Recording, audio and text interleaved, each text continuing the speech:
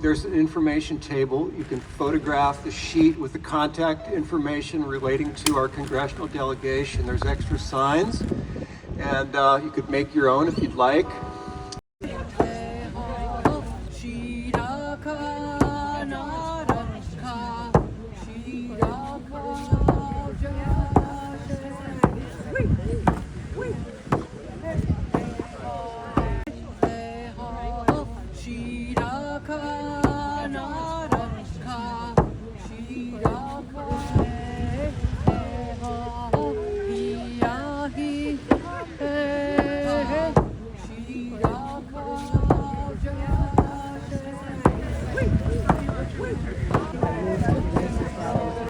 After over 30 years of living here,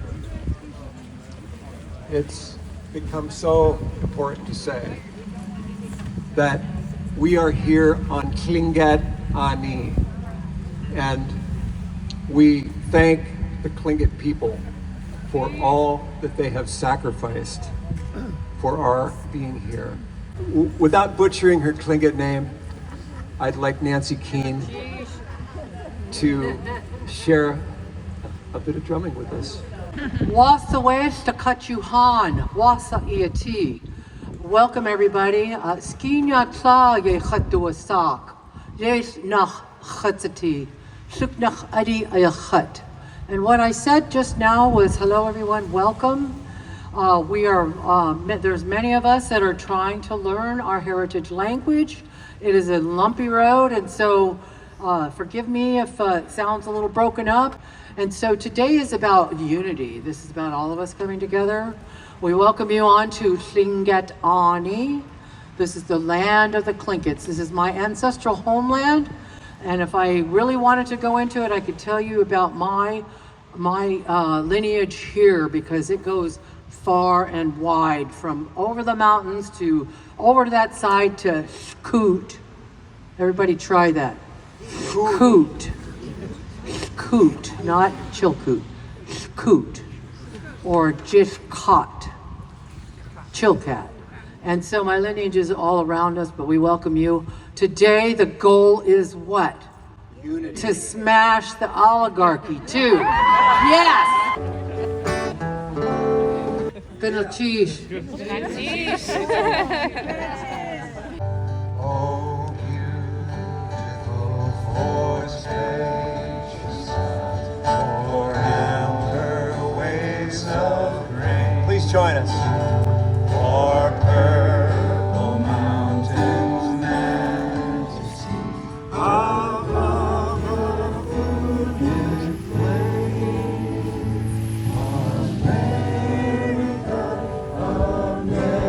America, God shed His grace on thee, and crown thy good with brotherhood from sea to shining sea. America, America, God shed His grace on thee, and crown thy good with brotherhood from sea to shining sea.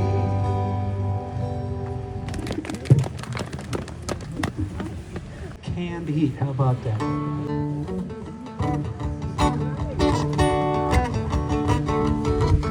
Together we stand, divided we fall. Come on, people, let's get on the ball and get together. Come on, let's get together. Together we stand, every boy, girl, woman, and a man. Before things go wrong, as they sometimes will, Lord, let's travel to the stays up here. Let's work together. Come on, work together. Because together we stand, every boy, girl, woman, and a man. We're from the same boat, brother. Yeah,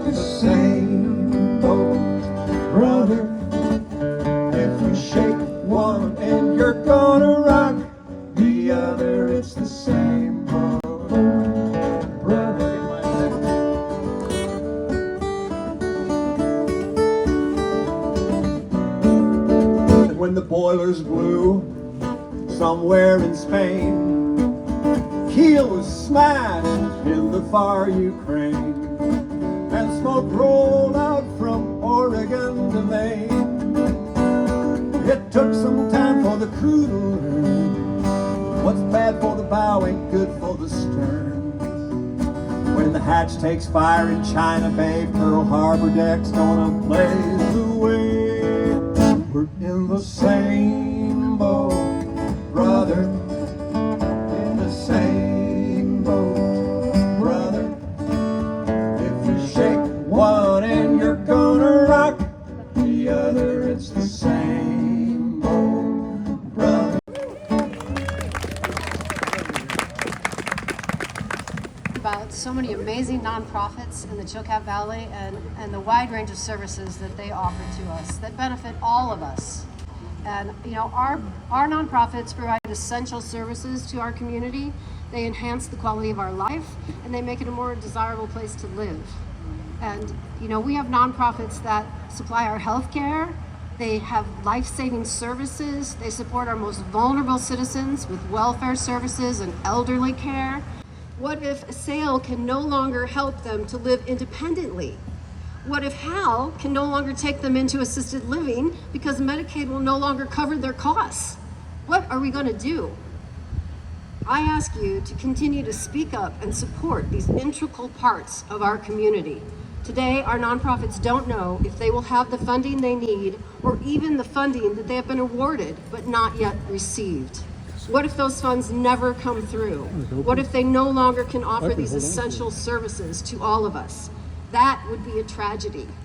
Actually, it would be a catastrophe for all of us. Thank you.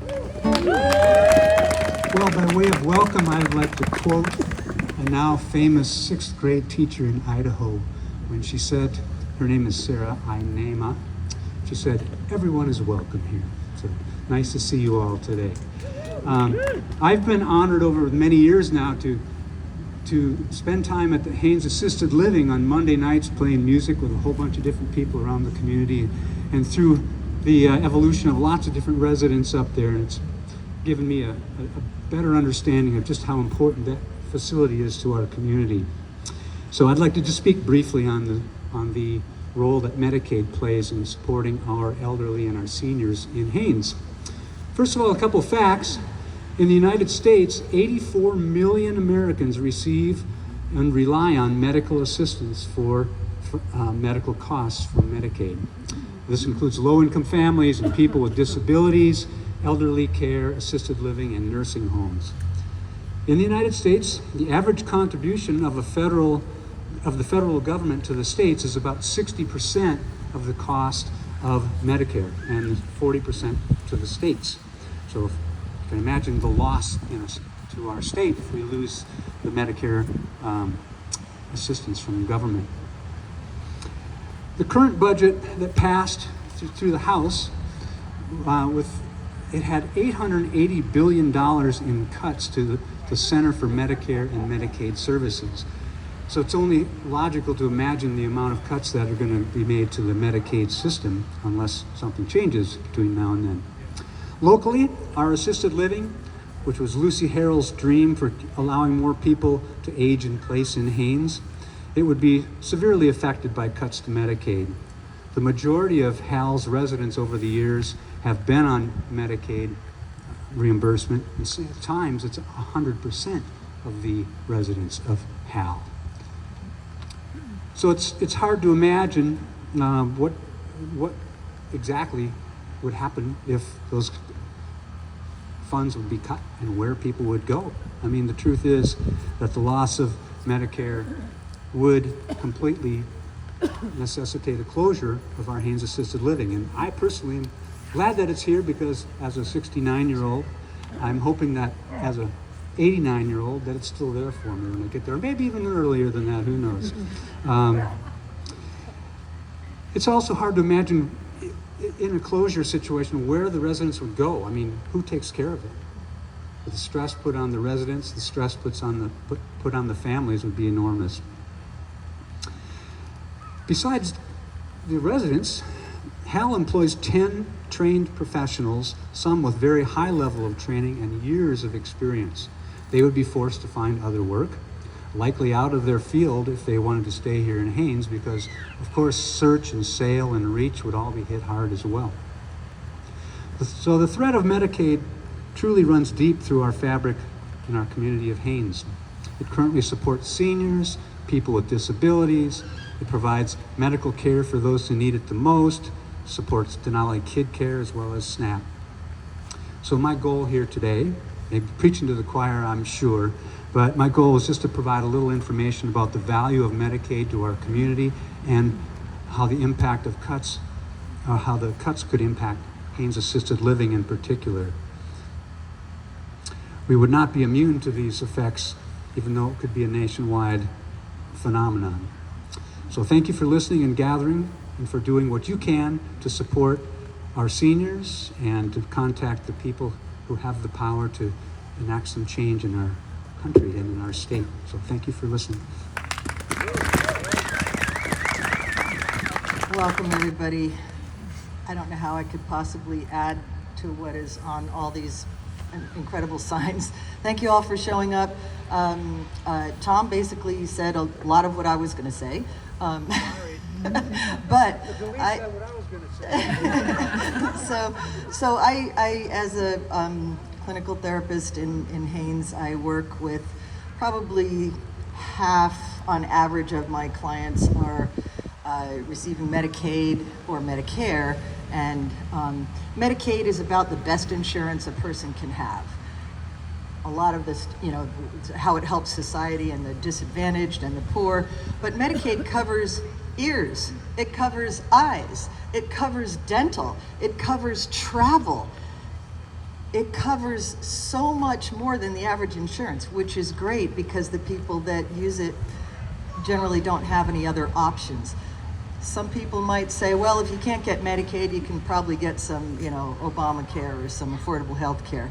Well, affordable health care, if you're below a certain level of income, they automatically put you onto Medicaid. And so it's there aren't really other options.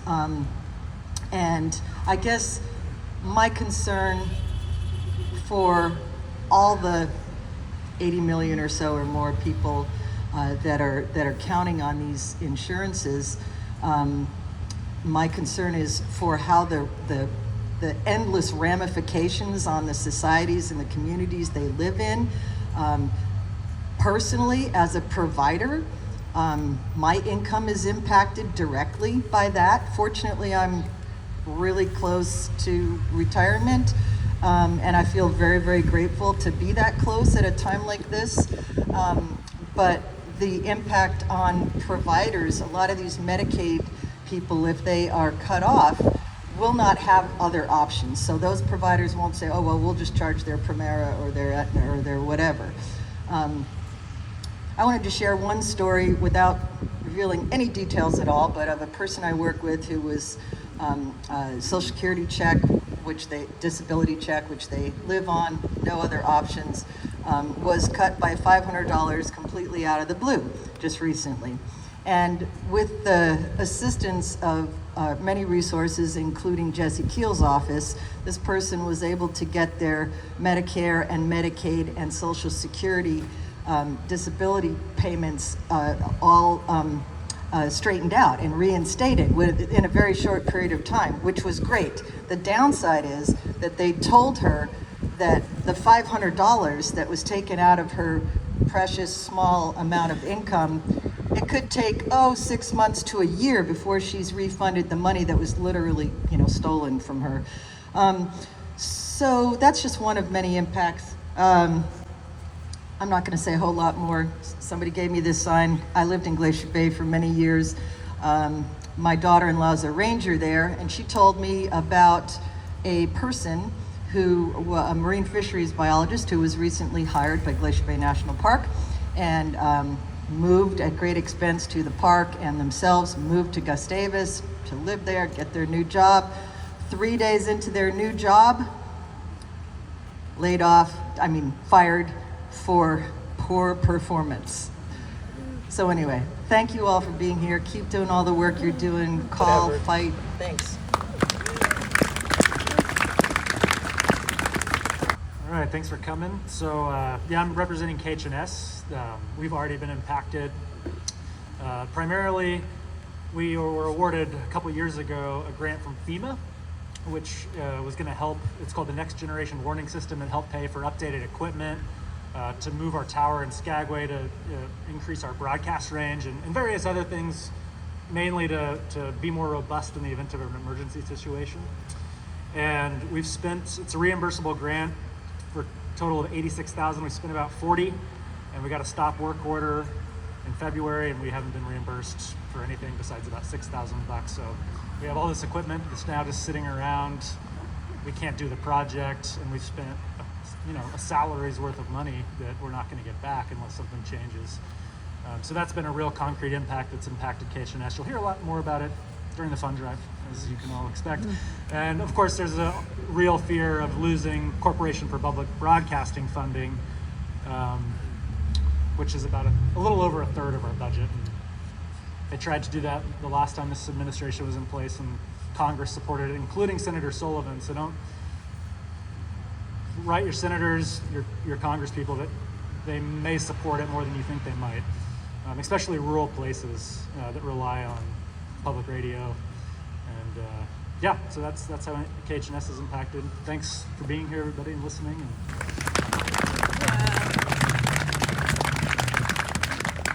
I want to thank everybody for coming and showing commitment to your country and to the community, even being here on a rainy day. I agreed to talk today about two of my passions, science and education. Right now, both roles as connected to the U.S. government are being targeted, and not in a good way. In my view, government exists to take on roles and expend funds that benefit the residents and citizens of the country, but cannot be done as well or to a meaningful standard by individuals, groups, or states. The tasks are especially important when they involve shared resources like public lands, water and air, and huge segments of the population. I'm going to start with science. Many agencies assigned to do research and apply science-based decisions are losing government funding and staff right now, as the one Heidi mentioned. These are sudden losses taking place in some cases at the beginning of field research seasons for our country here in the Northern Hemisphere. They're disrupting collaborative research projects that are funded jointly by public and private entities and universities. Disruptions are happening right now in the National Oceanic and Atmospheric Administration, which has documented the indisputable trajectory of climate change and factors driving it. Environmental Protection Agency, which assesses pollution and negative habitat impacts and recommends ways to mitigate it. Geological Survey, which collects data on biological systems as well as monitoring Earth movements, including earthquakes and volcanoes and landslides. Forest Service, in determining sustainability of harvests and populations of organisms that depend on healthy forests. National Weather Service, which collects information throughout the country for long-term monitoring and up-to-the-minute safety guidance. They're even grounding the balloons. These are cutbacks in continuing research projects that benefit our economy, our health and safety, agriculture and mariculture, and fisheries, all important to Alaska. In addition, results already made widely public, like the ones that quantify the impacts of climate change we already can see for ourselves, are being wiped off of government websites, no longer accessible to students of all ages and the general public who want to make sense of changes in their world. This is as bad as banning books. Communications that teach people about our natural systems and changes over time are no longer shared. And this gets personal. In fact, recently, a regional conference was scheduled in Sitka for Southeast communities, including Haines, to collaborate on preparation, mitigation, and response related to landslides. It was canceled with a few days' notice due to a freeze imposed on travel for representatives of USGS, Forest Service, and the National Weather Service. This exemplifies a direct disregard for the safety of our communities all along the Panhandle and beyond. Alaska lands exhibit the highest rate of warming of all communities in the United States, and that doesn't even cover all the implications of the ocean changes which affect currents and the weather itself. Alaska has over half of the coastline of the United States, and that is a very sensitive border. As Neil deGrasse Tyson likes to say, the good thing about science is it's true whether you believe it or not. Project 2025 creators called NOAA one of the main drivers of the climate change alarm industry, and said the agency's mission was harmful to American prosperity. harmful to the oil industry perhaps. Denial of science has never worked as a strategy. It's not a coincidence that almost every disaster movie starts with someone ignoring a scientist. Knowing what's going on in our environment and in our populations, human and otherwise, gives us a chance to do things differently, whether it's in energy, production, transportation, or public safety. The elimination of systemic observations, documentation, and research will soon begin to impact the efficiency and sustainability of our fisheries, timeliness of weather reporting, engagement of early warning systems, development of adequate terrestrial food supply, and more.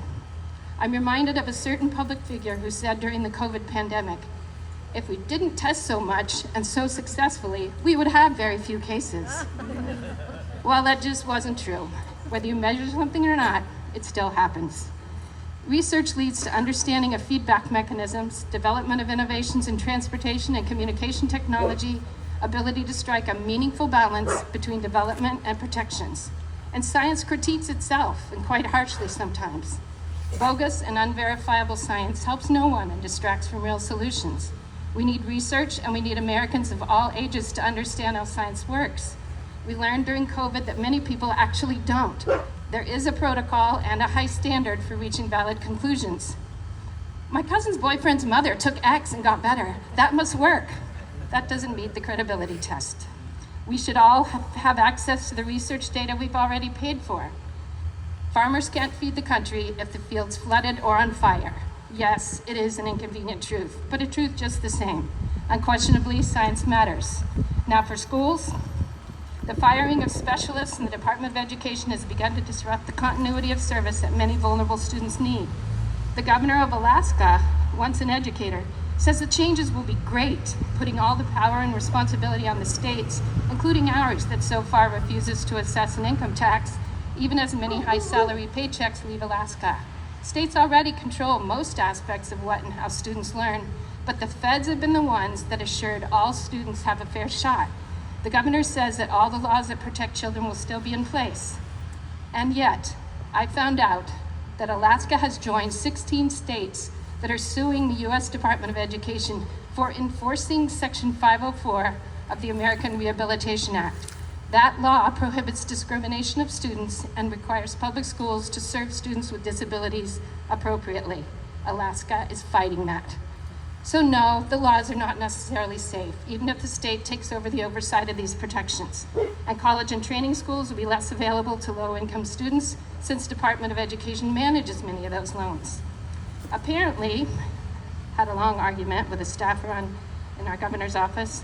Part of the motivation to strike out the roles of the Federal Department of Education relates to those scary 3 initials. You know the ones I mean, I bet. DEI initiatives are not propaganda. Diversity is a recognition that this country is made of people exemplifying a huge variation in ancestry. And further, that people from all backgrounds contribute to the success of the United States. Equity means the doors of opportunity are open to everyone. Public schools require that this is so, despite some disturbing news lately, like the disciplining of the public school teacher in Idaho that Tom mentioned, who hung a banner in her classroom that said, "Everyone is welcome here." Who is not, I wonder? And inclusion means everybody matters. The Department of Agriculture will exhibit loyalty to this administration's executive order by terminating $660 million worth of agreements to purchase healthy local and regional foods for school lunches, just as families are facing even higher food costs. So much for boosting child health and local economies at the same time. So, with federal cuts, is the migrant education program in jeopardy? The Alaska Native Science and Engineering program? Is the program allowing the filling of persistent vacancies in rural Alaska with visa holders from the Philippines? Will teaching of Alaska's indigenous history be considered radical indoctrination? Will the inevitable increase in class sizes leave even more children behind? Will it reduce or eliminate services for special education? A primary role of the Federal Department of Ed is assuring equity across races, income, gender, and more. In conclusion, and to tie my passions together, I believe more science instruction and education can build advocacy for knowing truth about our world. It's also a justice issue. For many students, including students who can't read well, science is their superpower. Some students should become scientists, and all of us should be able to think like one. I wish we had leadership like that right now. Science saves lives. Education equity reveals genius. Curiosity kindles learning. Collaboration leads to progress. Compassion promotes peace. Thank you for your time.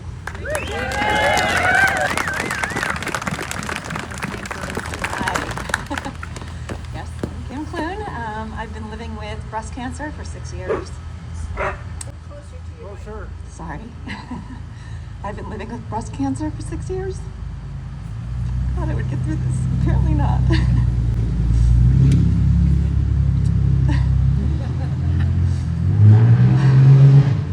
Like many facing terminal illness, I've employed a number of medical protocols to extend my life. And thanks to biomedical research, I've been given these extra years to live among you in this beautiful town. And I believe that our reckless imbalance with the environment plays a huge role in where disease comes from. I could speak to the need for stricter chemical regulations, food safety, environmental protection, but we've already reached the tipping point. Prevention is no longer our first line of defense. Treatment now plays the starring role for nearly 40% of Americans who will be diagnosed with cancer in their lifetime. And without treatment, 1 in 5 will die from it. Having once beat terminal status, I'm not just one of those numbers. I'm living proof of what research can do. So where does life-saving treatment come from? It begins with research.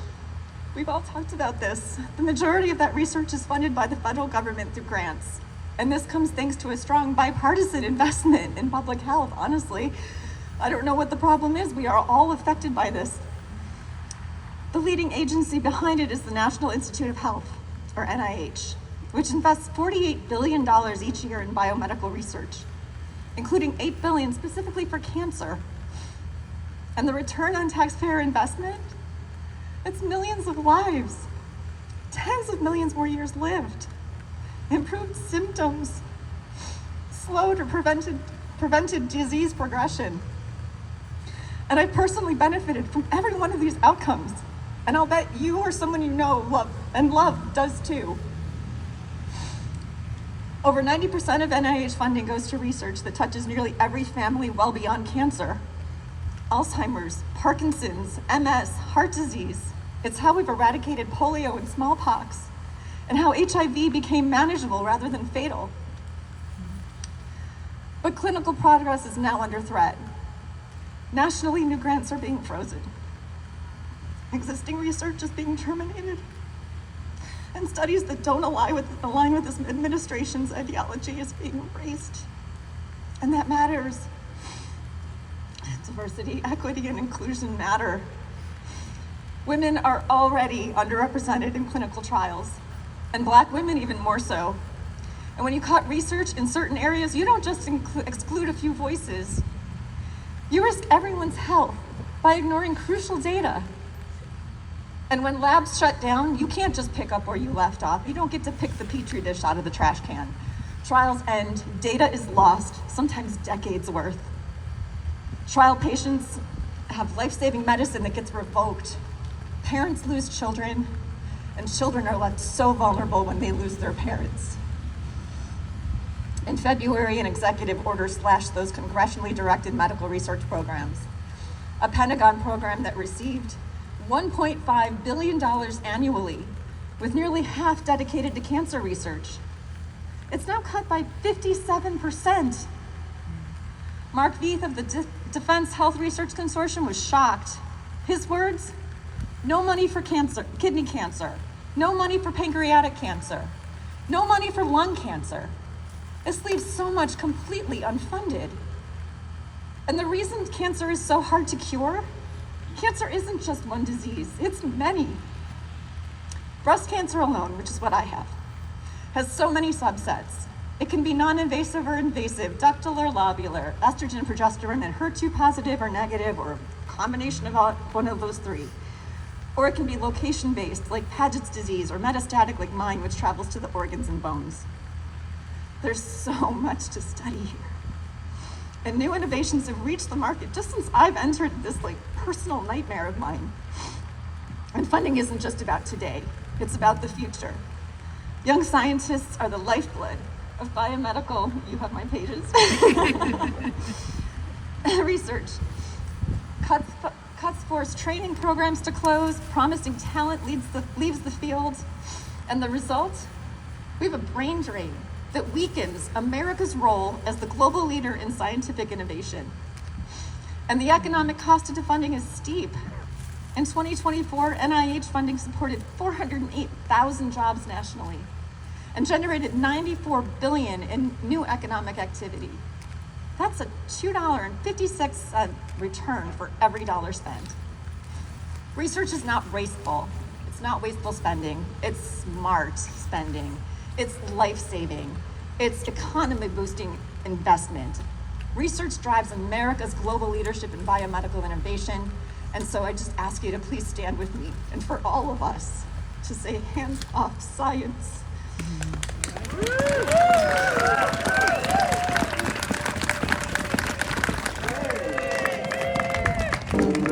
Is gone.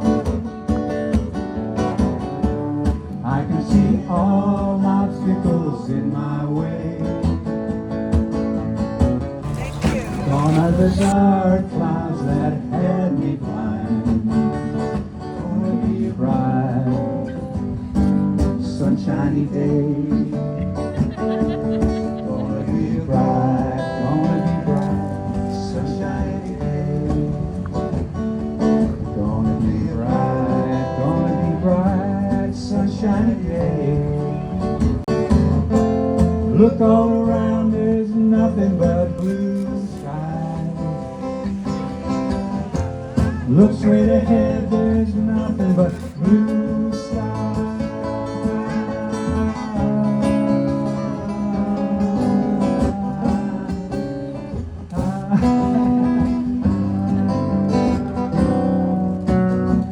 We're gonna get that next time. I can see clearly now, the rain is gone. I can see all obstacles in my way.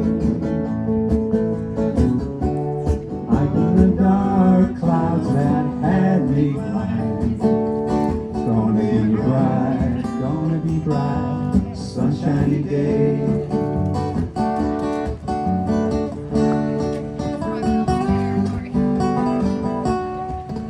Want a sea of space, find a spot to launch a human race.